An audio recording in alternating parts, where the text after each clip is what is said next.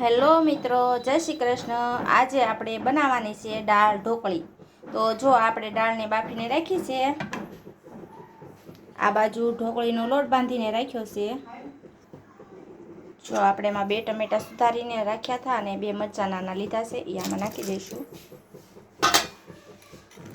હવે નાખી દઈશું હળદર,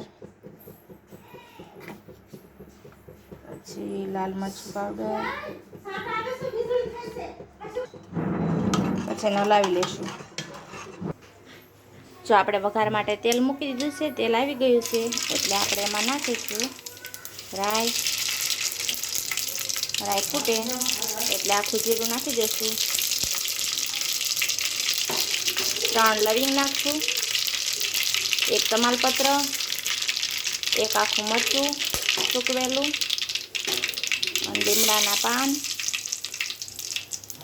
અડધી ચમચી આપણે દાળનો વઘાર કરી નાખ્યો છે અને ઘડીક ઢાંકી દીધી હતી। હવે આપણે બધી દાળ નાખી દઈશું। જો આપણે બધી દાળ નાખી દીધી છે, હવે આપણે ઢોકળી વણી લઈશું। જો આપણી ઢોકળી વણીને તૈયાર છે, આ બાજુ દાળ ઉકળે છે તો આપણે બધી એમાં નાખી દઈશું। જો બધી ઢોકળી નાખી દીધી છે, હવે આને ઉકળવા દઈશું। જો આપણી ઢોકળી સડે છે, એમાં નાખી દઈશું ગોળ, પછી નાખી દઈશું લીંબુનો રસ। જો આપણી દાળ ઢોકળી છે કમ્પ્લીટ।